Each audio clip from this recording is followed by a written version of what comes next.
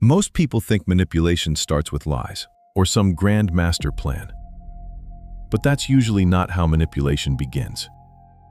Most manipulation starts with something much smaller, a reaction. The moment someone controls your emotions, they gain influence over your decisions. And once they influence your decisions, they start influencing the conversation. The strange part is, most people never realize it's happening until they're already reacting exactly the way someone wanted.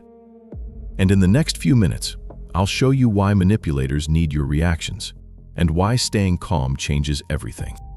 Anger, defensiveness, frustration. These are powerful emotions. And powerful emotions create predictable reactions. The problem is, predictable reactions are easier to control. That's why manipulation isn't always about winning. Sometimes it's about controlling your emotional state. Because emotional people become easier to influence. And influence often appears before control. That's where manipulation usually begins. Have you ever noticed how some people become more aggressive when you stay calm? That's not always anger. Sometimes it's frustration. Because calmness removes their leverage. No emotional reaction, no emotional fuel. No easy way to steer the conversation. And when they can't control your emotions, their influence starts getting weaker. That's why calm people are so difficult to manipulate. Not because they're stronger, not because they're smarter, but because they refuse to hand control of their emotions to someone else. Something interesting happens when people stop getting the reaction they want. They often become more obvious. The pressure increases. The effort becomes visible. The comments become sharper.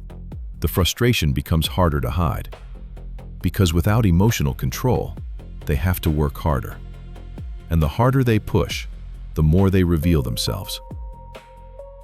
Their intentions, their frustration, their need for control. That's the strange thing about staying calm. You stop revealing yourself and start seeing everyone else clearly. The biggest advantage isn't winning the argument. It's keeping control of yourself. Because when your emotions stay calm, your judgment stays clear. And when your judgment stays clear, you start noticing things most people miss. Patterns, motives, intentions. You stop reacting to appearances and start paying attention to behavior. And once you see people clearly, they lose much of their power over you. The moment you stop feeding the reaction they want, they lose the script they were counting on. Because manipulation survives on predictable emotions. When the expected reaction never arrives, the manipulator begins revealing themselves. And that's when the power quietly changes hands. The strongest response is often no response at all. Not because you're weak, but because you've learned that your peace is worth more than their control. Most manipulators aren't looking for understanding. They're looking for a reaction. And the moment they stop controlling your emotions is the moment you start controlling your life. Quietly dangerous.